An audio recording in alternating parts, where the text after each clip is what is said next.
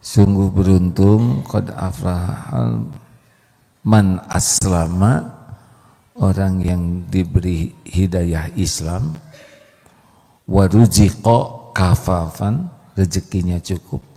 Jadi tiap perlu cukup, wa qana'ahullahu bima ata, dan puas qanaah dengan apa yang Allah berikan. Jadi hidup ini sebetulnya tidak penting jadi orang kaya. Yang penting tiap perlu bukan ada, cukup.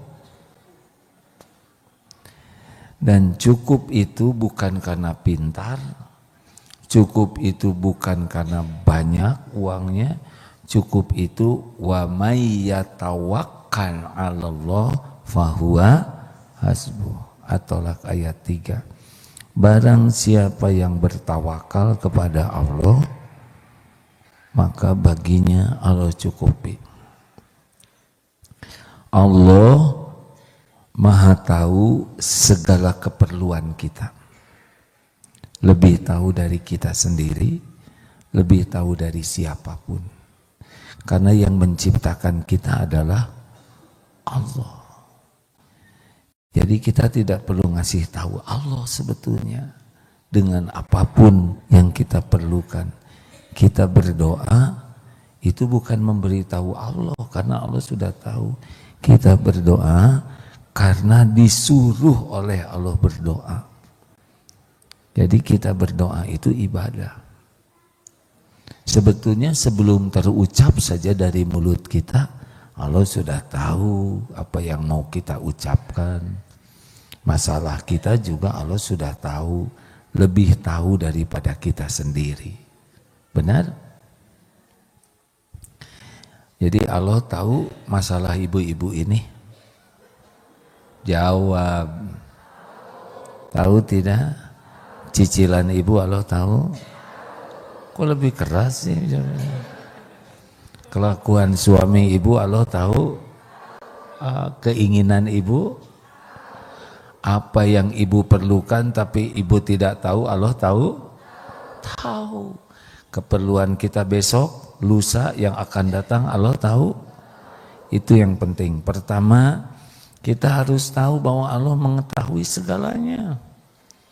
Yang kedua, kita harus tahu bahwa apapun yang kita inginkan, apapun yang kita cemaskan, semuanya ada dalam kekuasaan Allah. Ingin apapun, pasti yang punya Allah. Takut apapun, pasti yang kita takuti juga ada dalam genggaman Allah. Jadi, kalau kita ingin sesuatu, tapi tidak bergantung ke Allah, kita sengsara. Karena yang kita sandari selain Allah itu la haula wala quwwata illa billah. Segala sesuatu selain Allah hanya ciptaan Allah.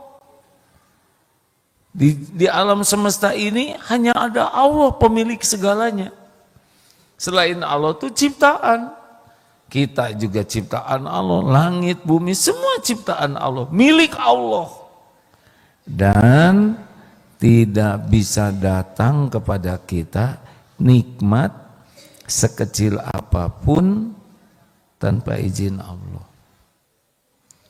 Tidak bisa kita terkena musibah sehalus apapun tanpa izin Allah. Karena semuanya ini milik Allah, diciptakan Allah, milik Allah, dikuasai Allah. Bu, Ibu, yang menjamin Ibu suami atau Allah? Yang memberi rezeki kepada Ibu suami atau Allah? Kalau suami Ibu meninggal bagaimana? Kan? Bagaimana? Dikubur, ya. Ini rumit-rumit pisan. Kalau suami ibu meninggal, yang ngasih rezeki ke ibu siapa? Sama aja. Ada yang suaminya sudah wafat, Ada coba acungkan tangan kalau gening, warafat begini. Ada yang sudah lama suaminya meninggal, sudah berapa tahun? 12 tahun, 8 tahun. Tapi saya lihat ibu masih hidup, masih ya, rezekinya masih ada. Berarti bukan suami kan? Makanya jangan terlalu cinta sama suami. Mau ngapain terlalu cinta? Cinta boleh, tapi kalau terlalu untuk apa? Apakah suami ibu bisa melindungi ibu? Tidak. Jawab. Sok sekarang ibu digigit nyamuk, suami di rumah, nggak bisa. Hah? Ibu diare, bisa dilindungi suami enggak? Surat Yunus 107. A'udzubillahi minasyaitonirrajim. Wa iyyamsaskallahu bidurrin fala kashifalahu illahu. Dan sekiranya Allah menimpakan kemudaratan padamu, tidak ada yang bisa menghilangkan kemudaratan itu illahu, selain Dia, Allah sendiri. Jadi kalau Allah bikin kita sakit, siapa yang bisa menyembuhkan? Allah atau hanya Allah? Hanya Allah. Dokter apa dong? Dokter bisa apa? Dokter mengobati. Yang menyembuhkan Allah. Kita pergi ke dokter mau apa? Berobat sebagai apa? Ibadah. Memang ini teh ngejawab terus ya. Tapi asa salah wae jawabannya. Jadi kita mah ikhtiar itu ibadah.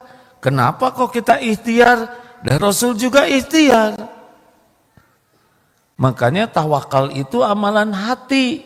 Kaki melangkah, otak berpikir, mata melihat, mulut berucap, tangan bergerak, hati enggak kemana-mana. Hati mah hanya kepada Allah. Siti Hajar ditinggalkan oleh suaminya Nabi Ibrahim di Mekah. Tidak ada siapa-siapa. Ketika tahu bahwa Nabi Ibrahim berangkat ini perintah Allah, gak mungkin Allah memerintahkan Nabi meninggalkan istrinya, kemudian Allah gak ngurus, gak mungkin. Tapi Siti Hajar lari Sofa, Marwah, naik turun, jalan lari, naik turun, 7 kali.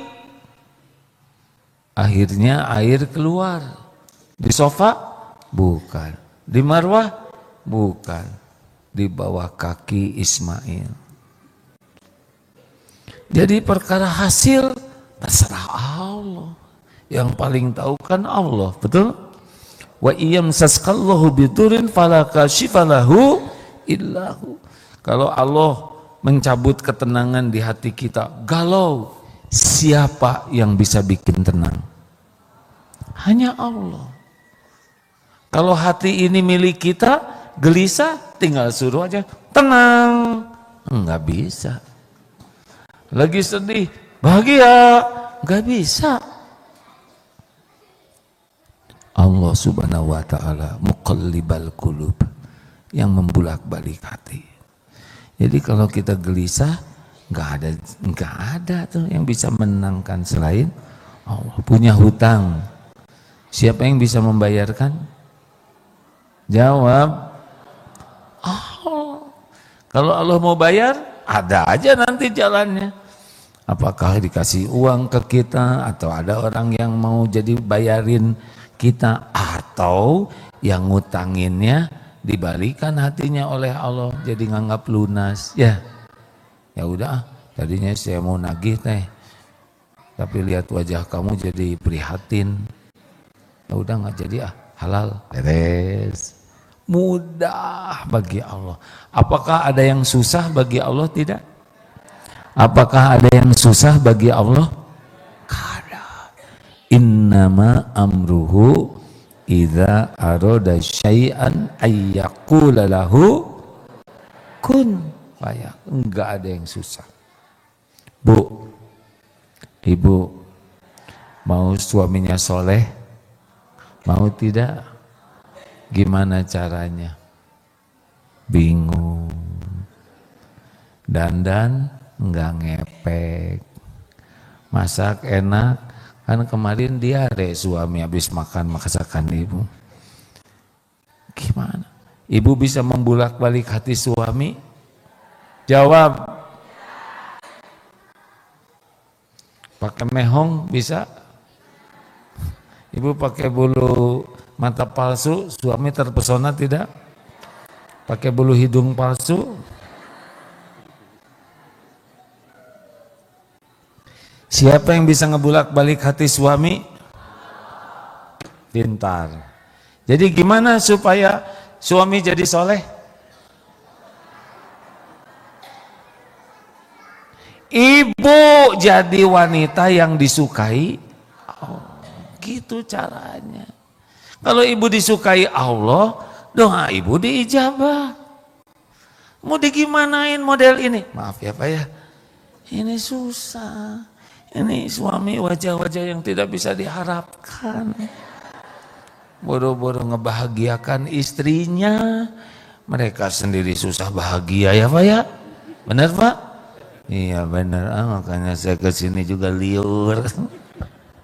Saya kan suami, boro-boro ngebahagiakan istri, ngebahagiakan diri sendiri aja nggak gampang.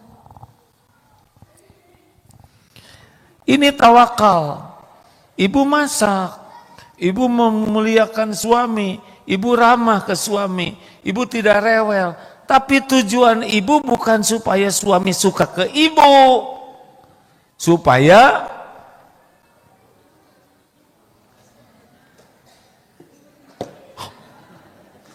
apa?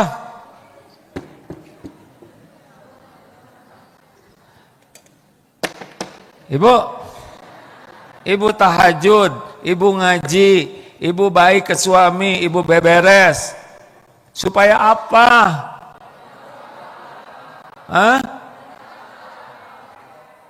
Yang jelas apa? Supaya Allah suka ke ibu. Beres. Kalau ibu berbuat supaya suami suka ke ibu, ibu kecewa terus. Ibu udah dandan, suami nggak lihat, ya nggak? Ibu udah masak, suami nggak makan. Kenapa? Karena tujuannya dipuji suami, dihargai suami, disayang suami. Ini yang bikin ibu nggak tenang. Karena ibu sudah riweuh dengan mencari penilaian makhluk, bukan cari keridhaan Allah. Jadi orang tawakal itu lebih sempurna ikhtiarnya. Kenapa? Karena ingin disukai Allah. Jelas tidak nih? Nih contoh pedagang. Ada yang pedagang baik sama klien, sama pembeli. Kenapa? Supaya dia beli. Mau ngapain? Kita kalau dagang baik, rapi, bersih, timbangannya akurat, dipisah-pisah mana yang udah mau busuk, yang seger, yang masih mentah, bungkusnya bagus, pelayanan bagus. Sebagai apa ini? Supaya apa? Supaya Allah suka kepada kita. Mau beli, mau enggak, terserah Allah. Yang penting dagang jadi amal soleh. Enak kan? Oh maaf ya Bu, saya enggak jadi beli tomat yang ini karena di tempat lain juga ada yang lebih bagus, lebih murah, punya ibu mahalan. Ya enggak apa-apa, silakan. Tenang ibu enggak sakit hati? Enggak. Tapi katanya ada yang lebih murah, sebetulnya tomat ini paling murah. Tapi kalau orang ngomong gitu ya nggak apa-apa. Nggak kecewa? Enggak. Dan semua udah dicatat oleh Allah. Tapi nggak beli, memang belum waktunya rezeki saya datang. Kalau udah waktunya pasti ketemu. Wa iyuridka bi khairin fala radda li fadli. Dan jika Allah menghendaki kebaikan padamu, tidak ada yang bisa nolak. Suami sayang ke istri, klik, bogoh atuh ke ibu. Suami tahajud, tahajud. Kalau Allah menghendaki, jadi. Ibu nyuruh, jadi kehel, ya kan? Kalau kurang ikhlas. Begitu. Jadi orang yang tawakal itu adalah orang yang lebih hebat ikhtiarnya. Ihris ala ma yanfa'uk wasta'in billah. Dalilnya lengkapnya begini ya.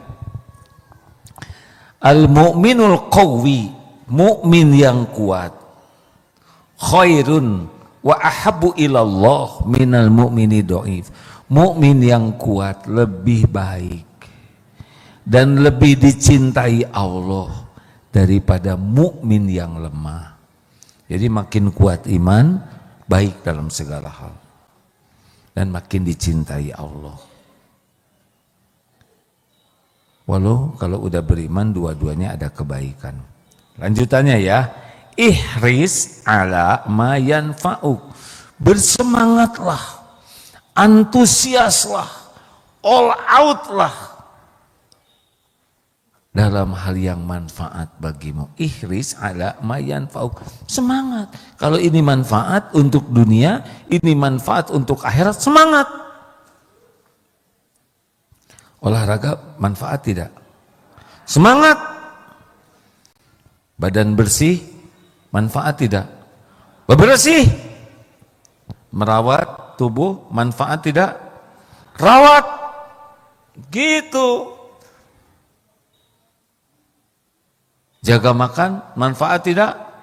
Jaga. Apapun yang manfaat untuk dunia dan akhirat, semangat. Wasta'in billah. Dan mintalah tolong kepada Allah. Jadi semangat ikhtiar dan doa itu satu paket. Jelas? Jadi jangan cuma ikhtiar meninggalkan doa, jangan cuma doa meninggalkan ikhtiar. Karena ihris ala ma yanfa'uk wasta'in billah, satu paket.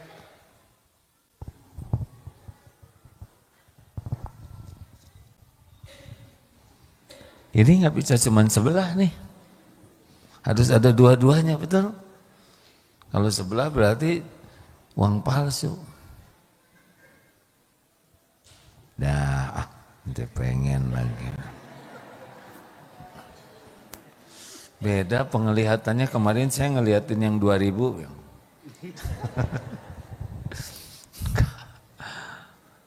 Wasta'in billah wala ta'zaz. Dan janganlah kamu lemah. Jadi dilarang.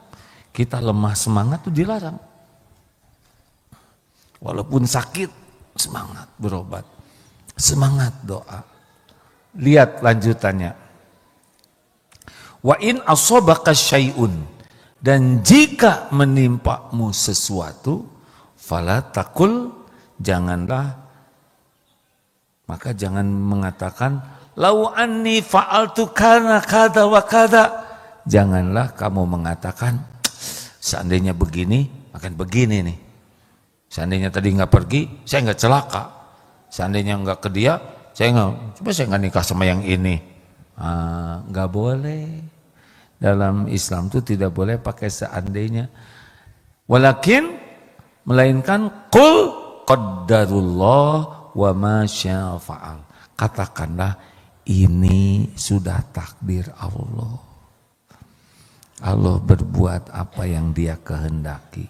Fa innallahu taftahu amala syaitan. Karena perkataan seandainya membuka pintu tipu daya setan. Nggak boleh loh Bu. Loh, coba kalau saya punya anak lelaki, udah jelas perempuan semua. Loh, coba kalau nggak nikah sama yang ini, tapi nikah sama, enggak bisa, emang ini. Suami yang ini memang udah garisnya. Ini udah takdirnya begitu. Jadi yang suka ngomong seandainya, coba kamu nggak pergi, kamu nggak celaka, itu pasti nggak bisa, harus pergi dia. Jelas? Nggak semangat, jelas. Kalau nasi jadi bubur, terima. Sambil cari cakwe, ayam, kacang polong, kerupuk, kecap, seledri, bawang goreng, sambal, jadi bubur ayam spesial. Makanya orang-orang yang tawakal mah nggak ribet. Yang penting sempurna ikhtiar, sempurna doa, terserah Allah. Mau diapain aja terserah. Karena yang paling tahu yang terbaik adalah Allah. Al-Baqarah 216. Wa asa an takrahu syai'an wa huwa khairul lakum. Boleh jadi engkau tidak suka, padahal baik menurut Allah bagimu. Wa asa an tuhibbu syai'an wa huwa syarrul lakum. Boleh jadi engkau suka, padahal jelek menurut Allah. Wallahu ya'lamu wa antum la ta'lamun. Allah Maha tahu, kalian tidak tahu. Makanya jangan kecewa teh sok tahu. Tenang we hidup mah ya. Ngacok terus kok. Udah daftar umroh, udah manasik, menjelang pergi sakit ya nggak apa-apa. Namanya juga belum waktunya. Coba kalau sehat-sehat, udah jelas sakit ya kan. Sakit gigi, ridho sambil pergi ke dokter gigi. Sesampainya di dokter gigi ada tulisan, maaf hari ini dokter tidak praktek karena sedang sakit gigi seperti saudara. Gimana? Ridho, nggak boleh. Tahu gini saya nggak akan pergi. Nggak akan pergi gimana? Udah nyampe. Jelas? Rileks. Hidup mah ya, orang beriman mah enggak ribet. Enggak penting kok keinginan kita kecapai semuanya, enggak penting. Yang penting mah yang terbaik menurut Allah. Kemarin pilkada, beberapa calon kepala daerah datang minta didoakan sama Eyang. Saya emang nggak mau ngedoain menang. Maaf ya, Dek, saya nggak ngedoain menang. Sebab belum tentu yang terbaik. Dulu pernah ada yang datang didoain menang. Udah gitu ditangkep. Jadi saya kapok. Jadi sekarang doanya ya udah, kalau baik menurut Allah untuk dunia akhirat Bapak, semoga Allah kuatkan dapat amanah itu. Tapi kalau kira-kira jadi bencana dunia akhirat, semoga enggak jadi. Nah, dia gimana mau menolak? Dia pengen memang. Tapi pas dengar begitu, oh iya, udah gitu aja. Iya, dan memang saya mau doanya gitu. Sama santri kalau mau pertandingan juga enggak didoain menang. Pertandingan antar pesantren. Kalau saya ngedoain santri sendiri menang, berarti saya ngedoain santri pesantren lain kalah. Udah enggak mau. Yang penting pertandingan ini bisa nguatin iman. Pertandingan ini jadi amal soleh. Apapun yang ditakdirkan semoga bisa disikapi dengan sikap terbaik. Kalau ditakdirkan menang sing tawadu, kalau ditakdirkan tidak menang sing legowo. Gak ada apa-apanya piala itu. Yang ada apa-apanya cuma dua, iman dan amal soleh. Nah udah itu jarang aja santri yang minta didoakan.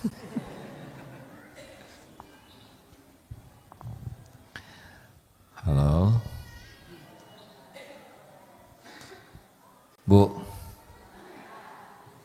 ibu mau menikahkan anak 2 hari sebelum ijab kabul, pernikahan batal. Si calonnya itu mengundurkan diri. Bagaimana? Kecewa atau tidak? Ibu doanya apa? Doanya apa? Minta jodoh terbaik buat anak. Tahu nggak kenapa batal, Bu? Karena doa ibu. Ibu doa minta yang terbaik, sedangkan yang ngelamar itu belum tentu yang terbaik. Tapi kenapa atuh pakai udah tinggal 2 hari lagi?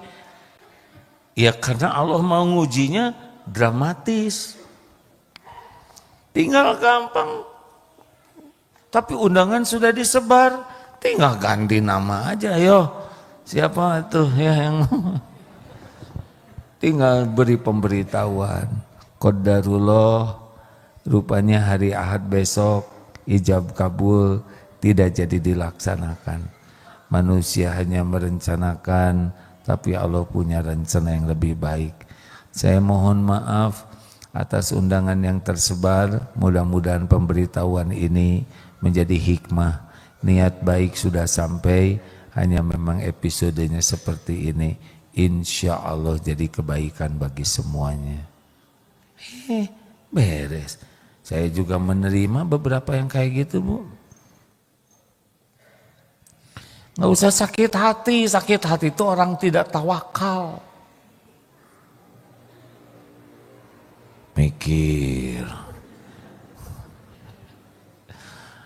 Anak mau masuk tentara misalkan atau perguruan tinggi, nggak usah didoakan masuk. Saya mah jarang ngedoain anak harus sesuai dengan, didoakan semoga dapat kampus yang bisa menguatkan iman, kampus yang bisa jadi amal soleh. Dan cuman itu yang bisa bikin anak bahagia, imannya makin kuat, amalnya diterima, baru bahagia itu anak. Emang kuliah di luar negeri pasti bahagia? Hah? Tahu kuliah di luar negeri di mana? Di Afrika Barat Daya. Loh, itu luar negeri. Kenapa ketawa? Tahu juga enggak ya? Oh, emang kuliah di luar negeri pasti bahagia? Belum tentu. Kecuali kalau kuliahnya bisa menguatkan iman dan dia amal soleh, baru bahagia. Kalau hanya hura-hura mah menderita ya. Tidak ada bahagia dalam maksiat dan dosa. Jelas? Halo? Sempurnakan ikhtiar, maksimalkan doa, pasrahkan. Kalau baik sing jadi, kalau enggak baik jangan.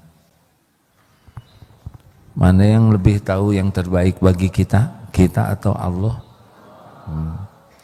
Makanya ini kalau punya anak jangan suka, misalkan ini bapaknya dokter, anak harus jadi dokter lagi, jangan begitu. Dan belum tentu itu akan membuat dia bahagia dan mulia, betul? Bapaknya kiai, pakai kesini, bapaknya kiai, anak harus jadi kiai? Enggak. Alhamdulillah dititipi anak 11. Bagi saya mah anak-anak mah tidak harus jadi kiai.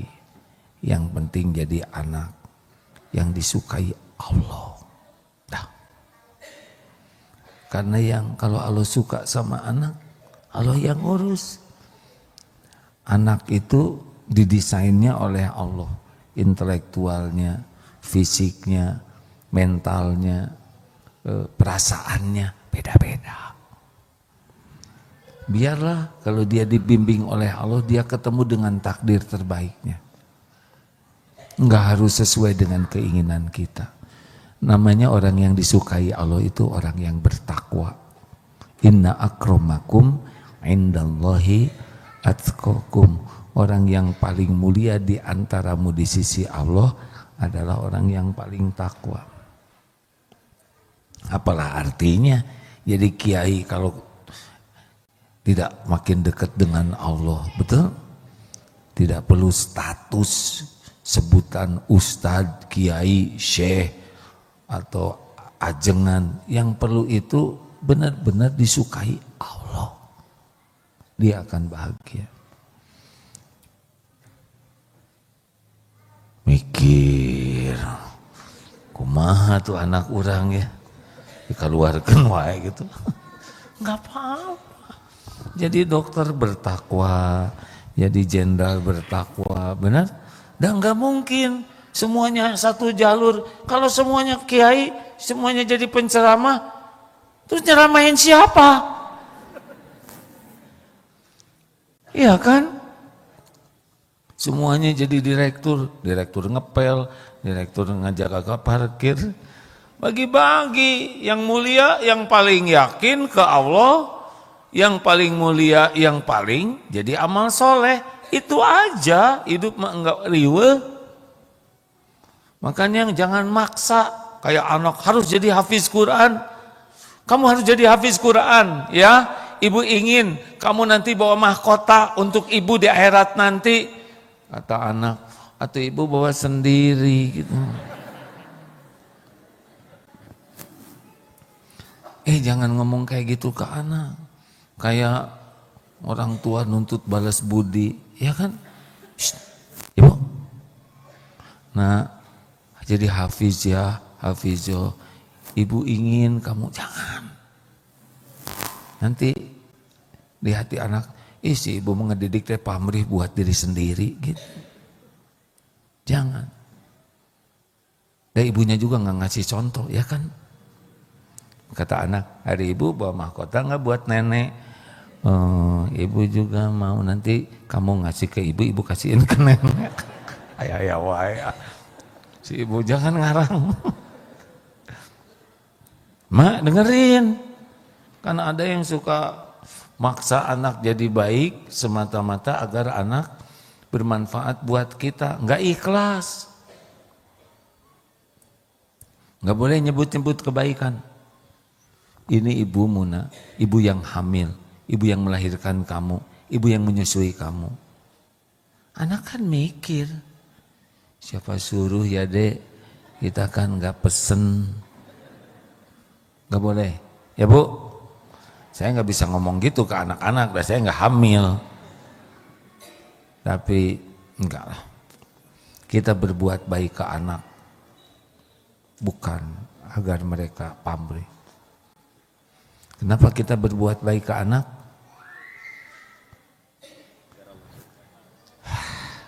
Kenapa? Karena Allah pemerintahkan. Ini tugas kita, ini amal kita. Anak mau berterima kasih atau tidak, anak berbakti atau tidak, itu urusan anak dengan Allah. Tapi kita terus. Sampai kapan dong? Anak saya sudah 20 tahun, masa saya harus mengingatkan terus? Loh, ibu mau beramalnya hanya sampai anak 20? Sampai kita mati. Tapi saya udah nasihati berkali-kali, dia nggak nurut aja. Lah emang dia nurut bukan karena nasihat kita. Dia nurut itu hatinya dibalikan oleh Allah. Nasihat kita mah amal soleh aja. Makanya nggak usah pakai marah-marah. Kamu ini gimana? Ha? Nggak usah gitu. Nggak ada contohnya. Pakai terbeliak, kata-katanya kasar. Dasar anak monyet. Terus kata, berarti saya anak monyet. Emang, ibu nggak ngaku, berarti ibu monyet asli. Jangan, ya. Yang ngebulak-balik hati anak itu adalah Allah, bukan kita.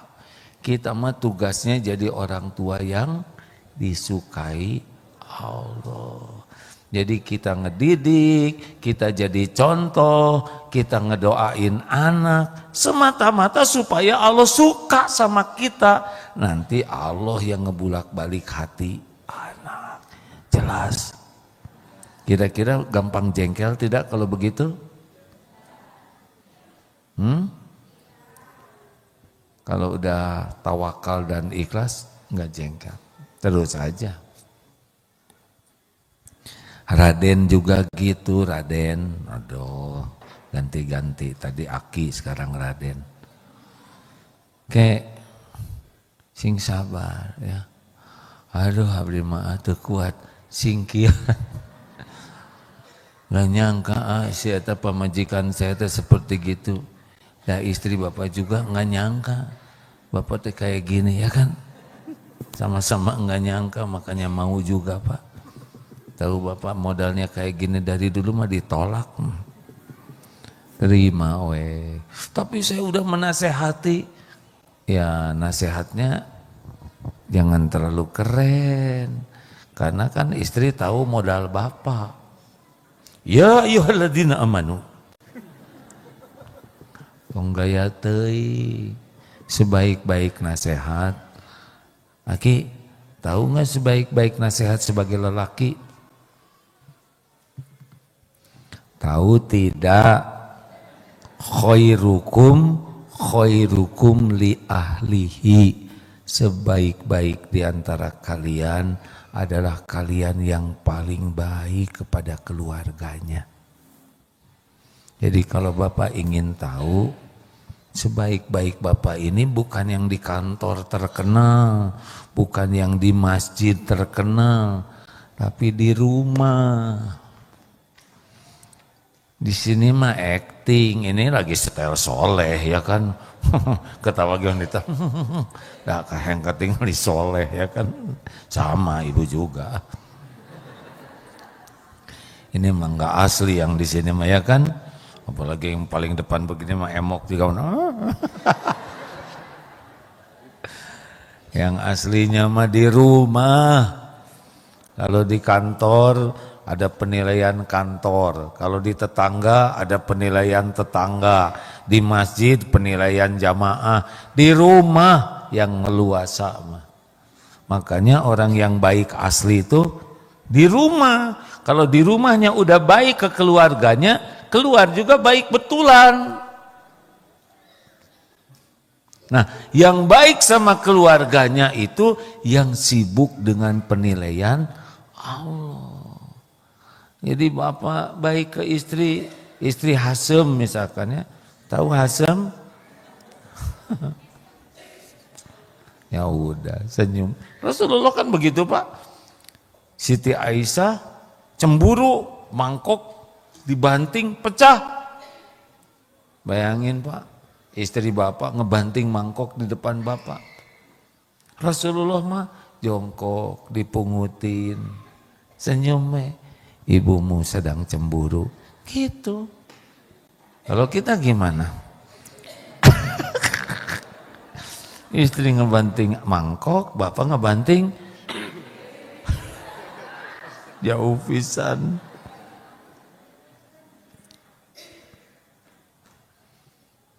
Jadi segala-galanya itu wa ma bikum min ni'matin faminallah. Nikmat apapun hanya dari Allah. Jadi kalau kita ingin ya sesuatu harus ke Allah mintanya. Apapun. Minta makan, minta minum, minta pakaian, minta sehat, minta tenang, minta mudah, minta selamat. Dan semua urusan ada di tangan Allah. Bu, ibu, kalau mau minta sesuatu ke suami, ke Allah dulu. Dan suami gak akan bisa berbuat apa-apa tanpa izin Allah. Ya Allah, ini grup pengajian sekarang ada kerudung baru. Saya enggak punya, minta kerudung ya Allah.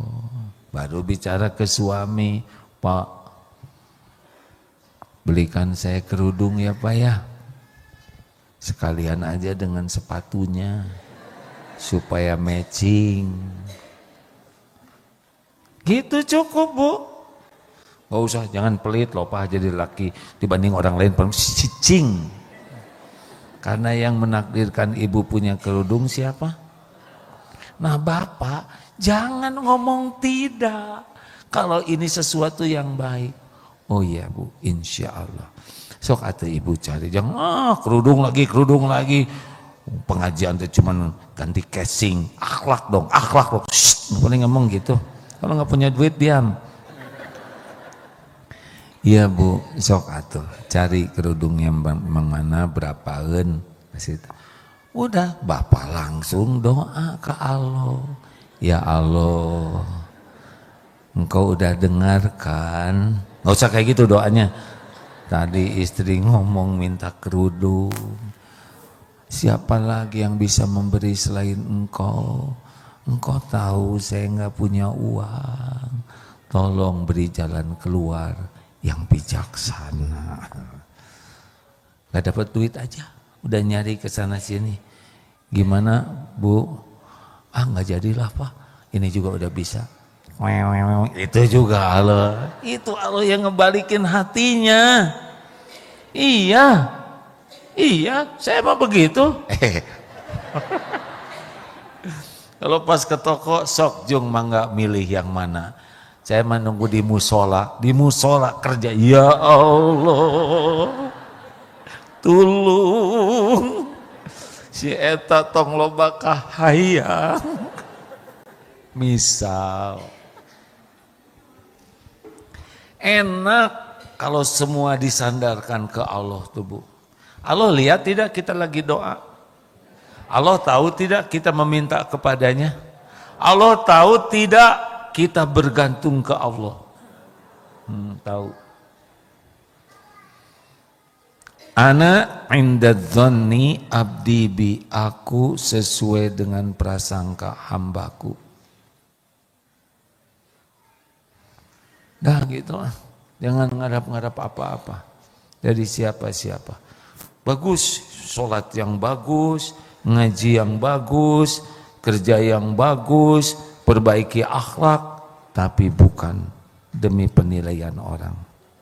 Supaya Allah makin sayang ke kita. Boleh minta? Boleh. Ke makhluk. Hati tidak. Enggak gelisah.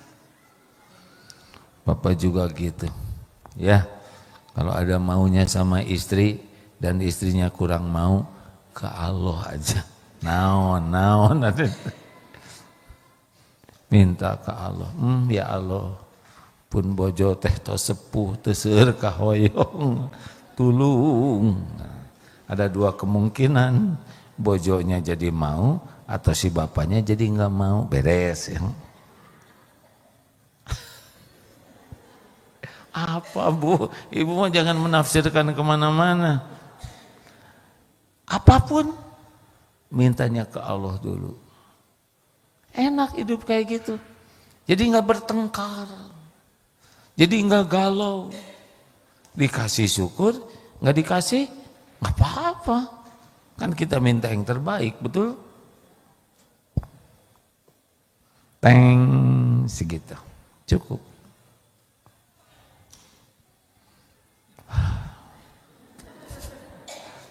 Kalau ada yang mau didiskusikan silahkan.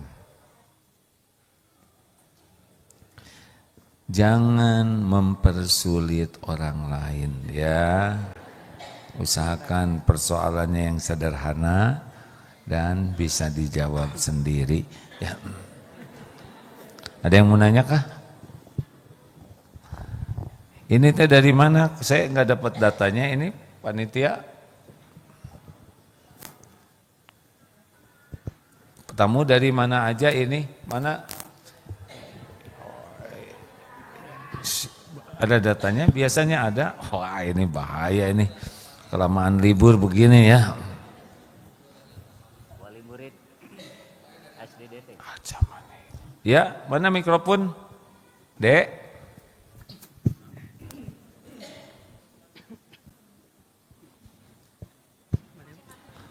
Ya, itu ya. Bisa dipercepat? Ya, terima kasih.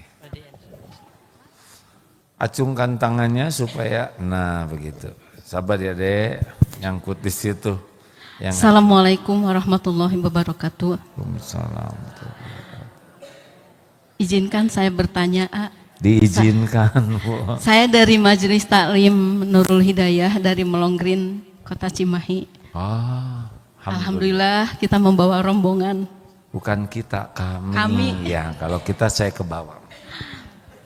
Lanjut. Yang ingin saya tanyakan,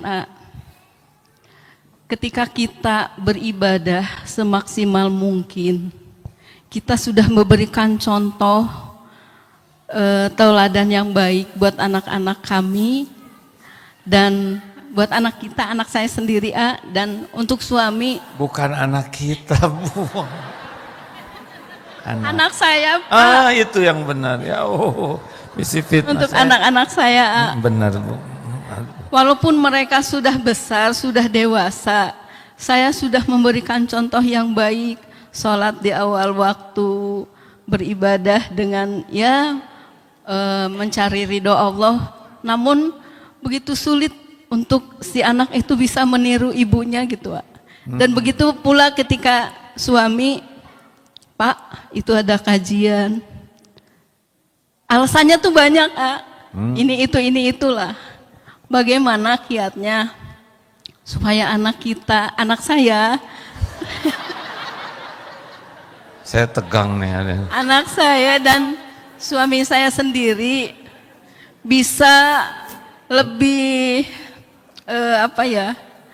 lebih mendekatkan diri dan rajinlah gitu beribadah gitu, Pak. Baik. Terima kasih. Wassalamualaikum warahmatullahi wabarakatuh.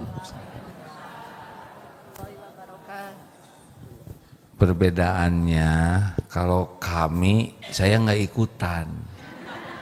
Kalau kita, saya jadi ikutan, ya nggak?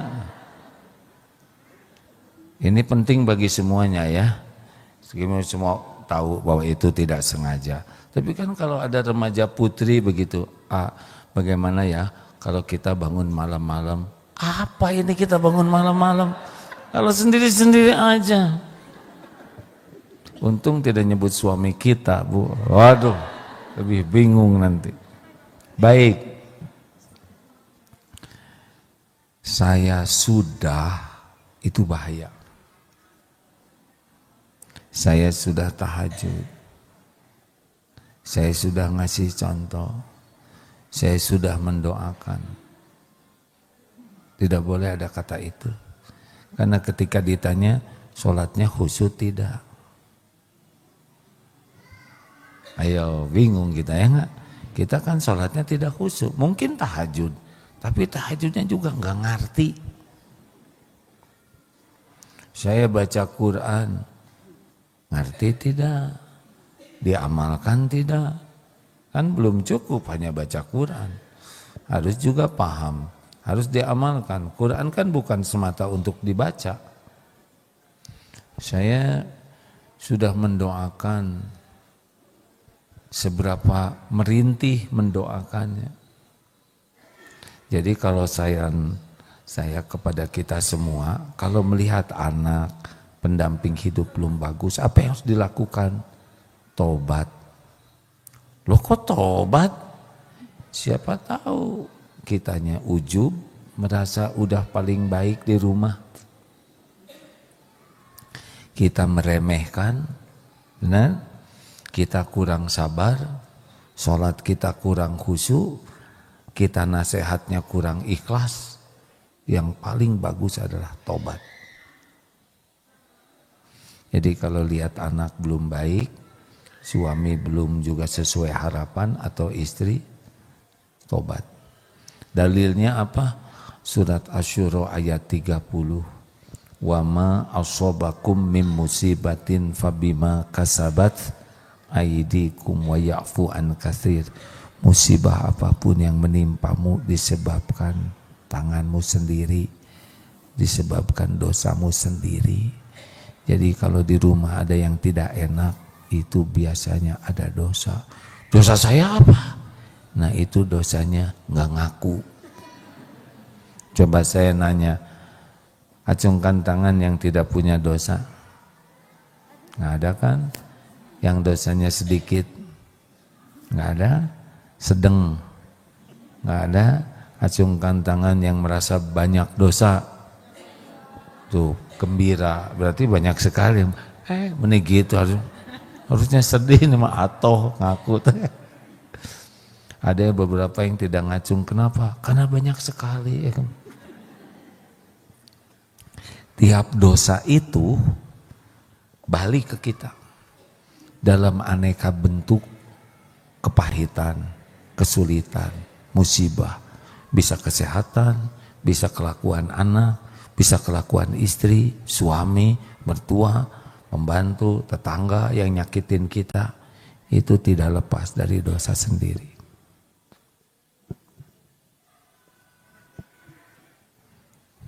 Mikir, aneh. Suami yang ngaco, saya yang tobat, ya udah nggak usah. Kalau nggak mau ya nggak usah. Kalau kita tobat, Allah suka tidak? Innallaha yuhibbut tawwabin wa yuhibbul mutatahhirin. Sesungguhnya Allah sangat mencintai orang tobat dan mensucikan diri. Silakan. Ya.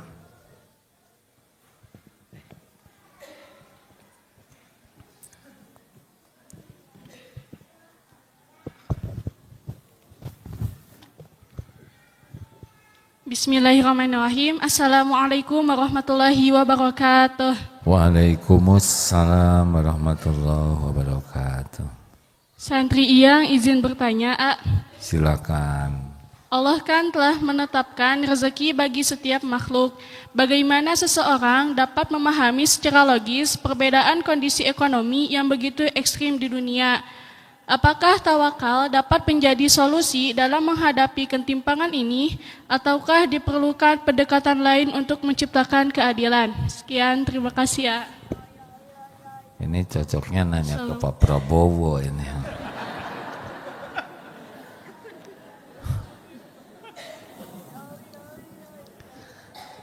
Jadi Allah Maha Adil. Kalau rezeki memang dibagikan beda-beda oleh Allah. Karena kalau sama jadi masalah. Kita ngarang sebentar ya. Ini orang Bandung. Ya Allah, ngumpul lah 4 juta orang. Tolong beri kami berapa kira-kira mau berapa? Berapa sebutin ah. Mau dikasih berapa? Jangan kagok mintanya bisa diijabah. Berapa? 100 triliun. Beneran? Atau nggak ragu dia juga. Yang normal pengen berapa? Berapa Pak? 10 miliar. Lumayan 1 triliun miliar Pak.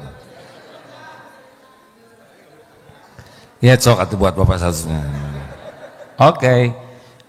Diijabah semua permintaannya. Bapak 10 miliar, ini 100 triliun. Ini misalkan rata-rata dapat 100 miliar lah. Cukup?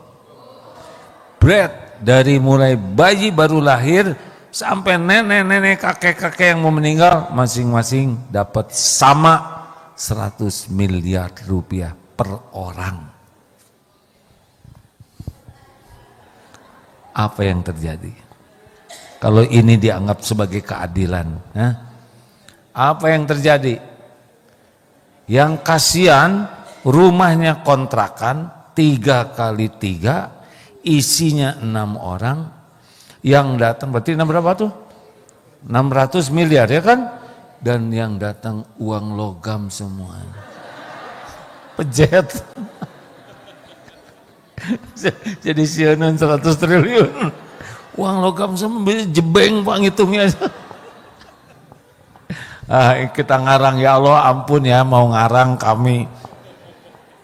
Sok kalau memang kekayaan itu sebagai bukti keadilan, sok semua 100 miliar. Apa yang terjadi? Macet hidup ini Pak. Manggil ojek. Wow. Kunaon ojek? Ngomong mana?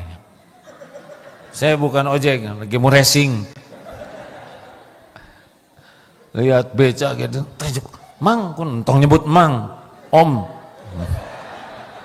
Ayo. Jalan pulang dari sini, itu angkot yang ngangkut digulitikeun, Bu. Gak mau saya angkot, mau punya perusahaan bus. Ayo. Gak ada supir. Naik motor didolong, habis ke pom bensin. Mang, isiin. Mang, saya bikin tangki sendiri tahu. Gak. Ayo, anak-anak ke sekolah. Nah, karena udah banyak uang ya, kagok ngalamun ya. Ibu teh, mah kenapa lidahnya? Iya ngitung. Saking banyak yang dihitung, itu bisa masuk. Jadi ibu-ibu pengajian teh, udah gak bisa masuk lagi, Bu. Kagok ngarang, astagfirullahaladzim. Ke sekolah coba, Bi, kok kantin tutup? Bibi ya, tante mau bikin restoran punya 100 miliar. Pak Guru kok nggak ngajar? Nah, tahu sendiri nasib guru kan. Mulai hari Bapak mau bikin kampus sendiri, gak ada guru. Pulang ke rumah udah lulus nih. Tukang sayur juga, Bi dagangnya bibi talapung mau bikin sampai ke rumah pembantu lagi berkemas, kemana Bi? Dong nyebut bibi mana? Ayo, gak ada, sampah numpuk, gak bisa apa-apa. Dunia ini jalan karena diberagamkan oleh Allah, ya kan? Coba gak ada tukang sampah, kayak apa kita ini? Betul tidak? Jelas deh. Gak usah pengen banyak uang. Yang penting mah tiap perlu. Bukan ada, cukup Raden. Ada juga nggak cukup mah liar. Iya kan? Perlu 2 juta, ada 2.000.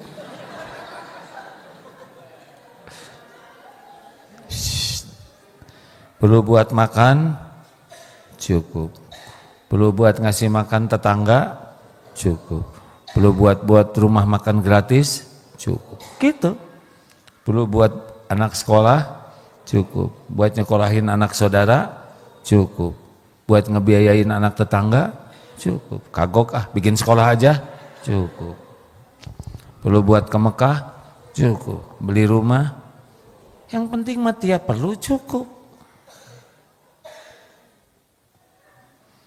Mikir. Itu deh gimana caranya? Caranya adalah jangan banyak keinginan. Syukuri yang ada. Kemudian kalau ingin sesuatu minta ke Allah. Kalau baik sing jadi, kalau nggak baik jangan. Tenang. Terakhir. Ini kaumku nggak ada yang nanya. Itu Ibu kalau ngacung begini aja nggak usah. Jika kena burung. Udah lama nggak ketemu AA. Ayah. Assalamualaikum warahmatullahi wabarakatuh. Waalaikumsalam. Begini ya, saya jujur aja Yes. lagi bingung antara membedakan antara takdir Allah, ujian hidup sama azab. Hah? Sama azab Allah. Azab, ujian. Saya kan udah nggak ada orang tua dua-duanya ya ayah. Udah meninggal. Dulu sakit stroke. Kata orang-orang yang sabar ya Neng, ini adalah ujian dari Allah mau naik derajat. Katanya begitu. Iya Bu. Terus selang berapa lama waktu tetangga saya sakit juga sama. Itu mah cenah diajab ku Allah cenah. Desi eta mah kieu cenah gitu orangnya. Nah gitu kebetulan rumah tangga juga saya beberapa kali diuji oleh Allah gitu ya. Tapi alhamdulillah masih saya jalani dengan penuh kesabaran. Mungkin itu aja pertanyaannya. Wassalamualaikum warahmatullahi wabarakatuh. Gini, surat Al-Anbiya ayat 35. Benar ya? Kullu nafsin dha'iqatul maut. Setiap yang bernyawa pasti merasakan maut. Jadi orang meninggal itu cuma satu sebabnya, waktunya sudah tiba. 2, wa nabluukum bisyarri wal khairi fitnah. Dan kami mengujimu dengan keburukan dan kebaikan sebagai cobaan yang sebenar-benarnya. Jadi hidup ini sepenuhnya adalah ujian.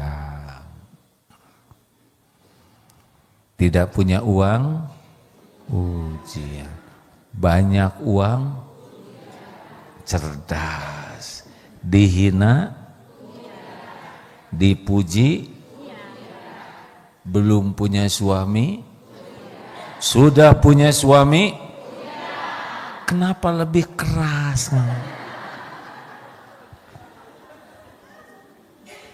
Belum punya anak, sudah punya anak, lebih keras lagi.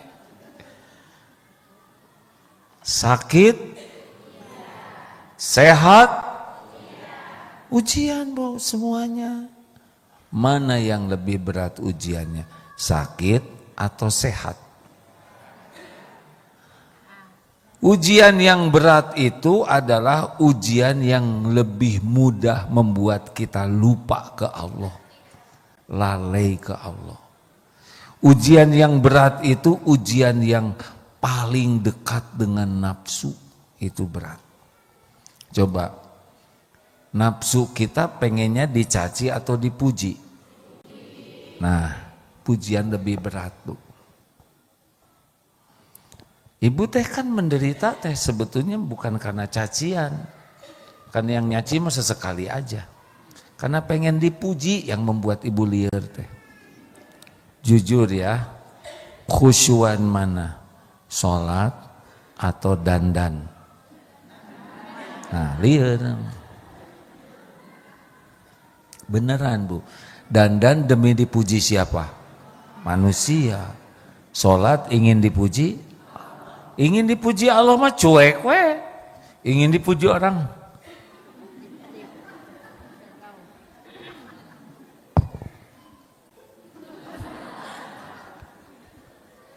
Apa namanya yang diikat di sini teh? Jilcong. Bu, ibu.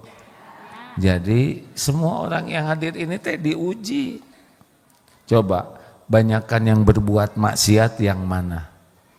Yang sehat atau yang sakit? Yang sehat. Begal, sakit, misalkan dia migrain, terus rabun, terus begal teh encok dan kaligata. Mau ngebegal gimana? Justru nusara rehat, karuat. Iya, beneran. Yang berzina, nusara rehat. Dan nulaliur mah hese ya kan. Koruptor, rata-rata masih sehat itu. Sekarang stroke mau korupsi gimana, dah dia juga udah lupa. Benar? Ini serius. Jadi lagi sehatnya lagi berat ujiannya. Banyak orang yang dekat dengan Allah justru gara-gara kesusahan. Benar? Berapa banyak ibu-ibu yang jadi solehah gara-garanya suaminya lincah lagi. Tiap malam tahajud, ya Allah, tolong. Dulu mah nggak tahajud. Makanya ujian teh tidak hanya kesusahan.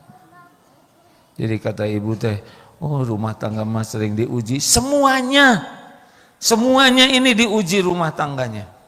Nggak ada yang enggak. Nggak usah ngebanding-banding. Beda-beda. Ada ujian dari anak, ada dari suami, ada dari istri, ada dari kombinasi, ada dari mertua, ada dari adik ipar, ya kan?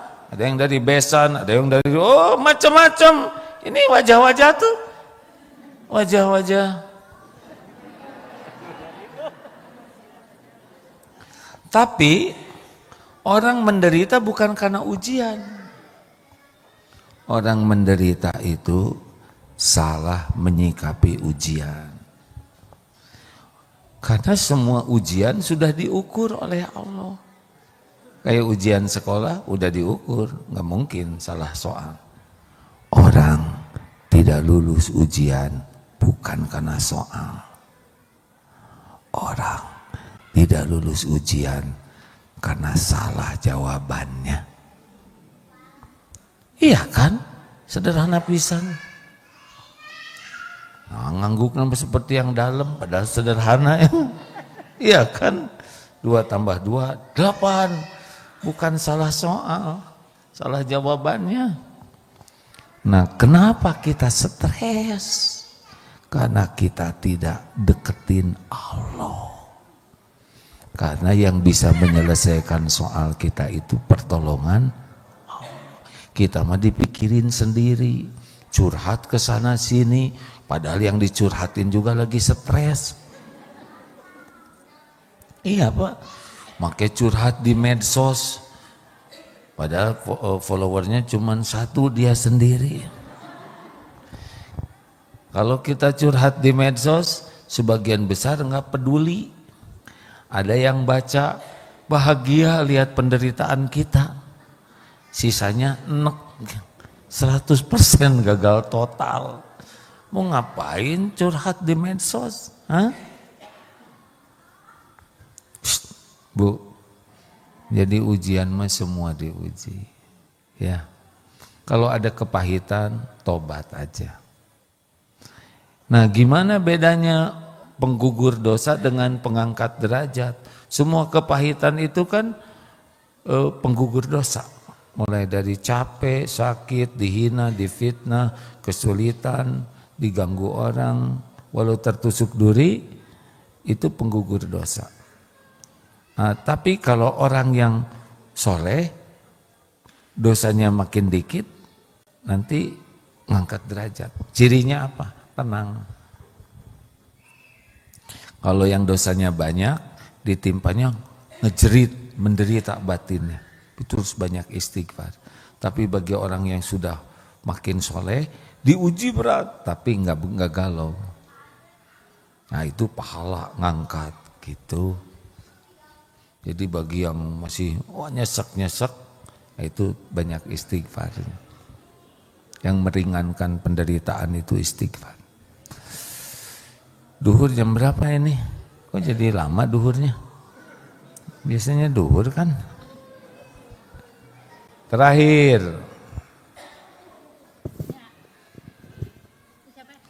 Izin minum ya.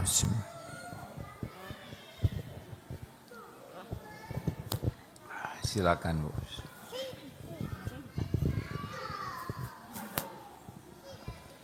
Mana?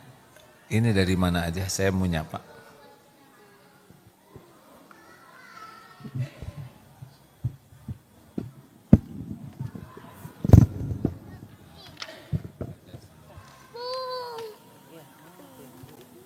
Ayo Bu. Assalamualaikum warahmatullahi wabarakatuh. Bismillahirrahmanirrahim. Perkenalkan saya Mega. Saya dari Sidoarjo. Izin bertanya ya AA. Kaderullah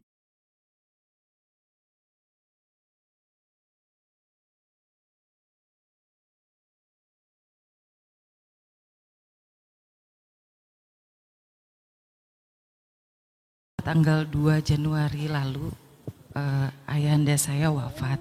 Innalillahi wa inna ilaihi raji'un. Allahumma gfir lahu warhamhu wa'afihi wa'fu anhu sallallahu alaihi wasallam. Ya. Saya dari kecil hidup dengan almarhum hanya sampai usia 2 tahun karena orang tua saya berpisah. karena kondisi keadaan dan saya tinggal bersama ibu saya, pindah ke Mojokerto, Jawa Timur karena kakek saya berasal dari sana yang dari ibu, sehingga saya hampir jarang ya bertemu sama almarhum ayah saya. Lalu tahun lalu bulan September saya dapat kabar dari ibu sambung saya karena orang tua saya sama-sama sudah berkeluarga lagi semenjak saya kecil. Saya jadi ikut kakek nenek saya sebentar. Lalu 5 bulan berselang dari ayah saya dikabarkan jatuh setelah pulang dari Jumatan, beliaunya stroke.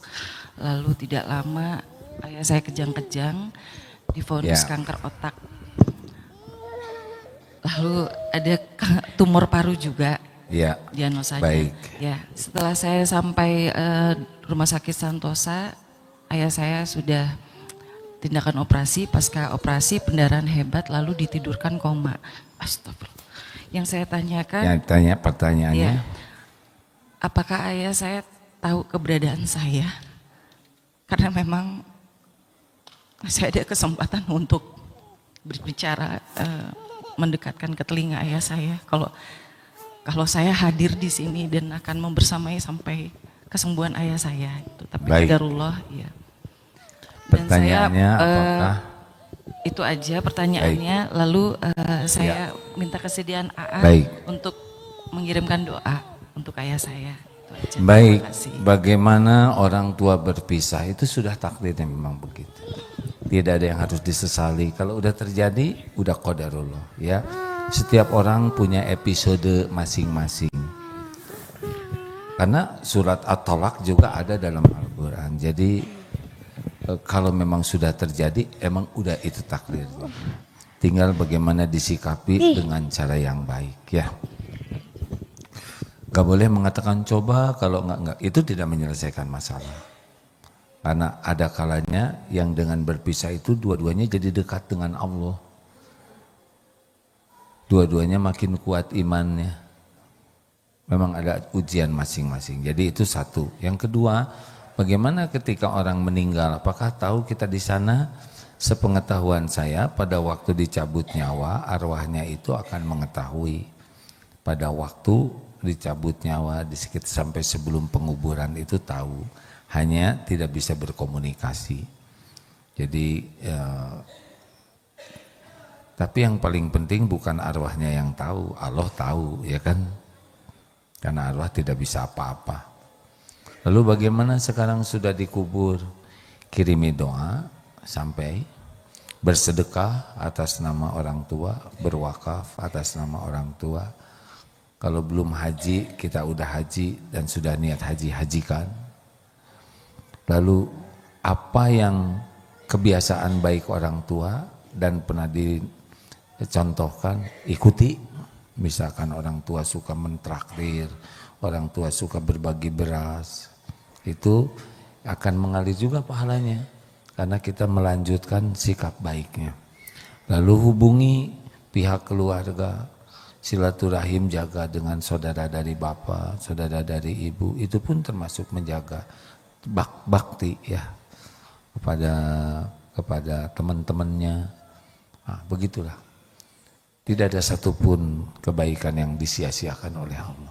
Jadi walaupun orang tua meninggal dan kita berbakti ke orang tua bukan supaya orang tua baik ke kita berbakti karena Allah menyuruh berbakti. Kalau ada kisah orang sukses betulan ya, suksesnya, akhlaknya baik, ibadahnya bagus, lihat saja, pasti di sana ada kaitannya dengan berbakti ke orang tua. Terlepas bagaimana keadaan orang tua, ya, kita nggak milih orang tua. Silahkan bersedekah dulu, ya. Ini dari mana aja ini? Dari Nurul Hidayah, Cung. Alhamdulillah. Dari mana lagi ini? SMK ada mamanya. Oh. Ini cuma satu grup ini. Bapak dari mana? Oh, istrinya. Oh, alhamdulillah, maaf. Jadi cocok jawabannya, cocok aja lah, dicocok-cocokin. Kenapa dari Sidoro jauh-jauh ke sini? Oh, ibu tiap hari dengar ceramah pakai apa? Dari IG. Dek, punten dek.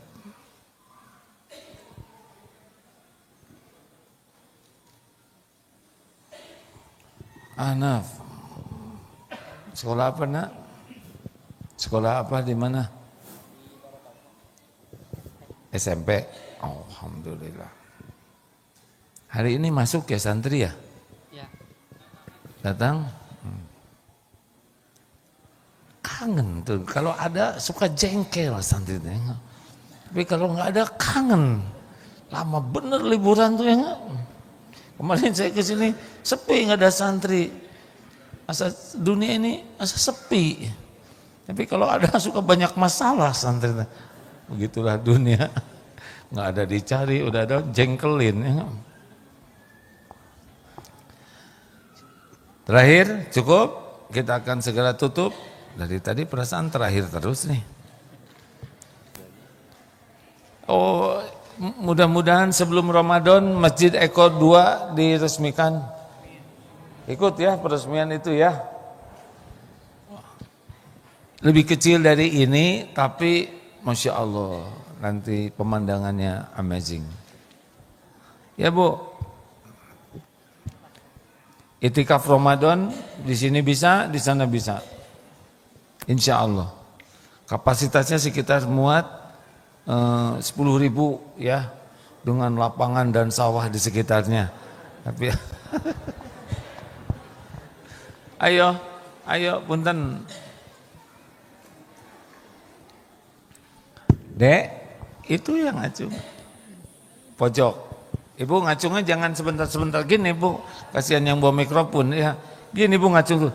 Nah begini ya. Karena kalau gini kecil ya. Makasih ya Bu.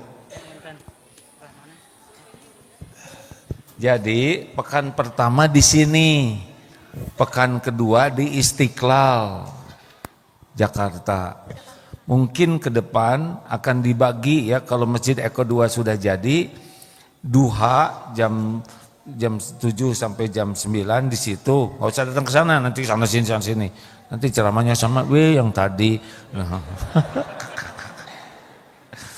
Terus jam 9.10-nya di sini ya, supaya dipecah tidak terlalu padat.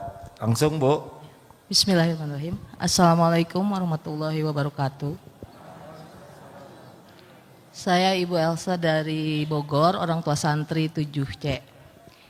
Saya mau bertanya, ketika belajar untuk ikhlas atau belajar untuk tawakal, saya suka bingung ini cara berdoa kepada Allahnya gitu.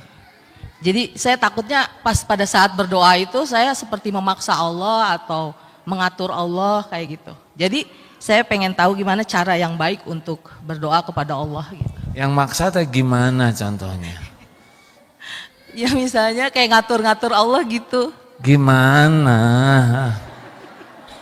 Saya nggak tahu ngatur Allah teh gimana. Ya Allah, tolong masukkan saya ke ITB, Fakultas Kedokteran. Enggak kayak misalnya, ya Allah jadikan saya orang yang solehah misalnya.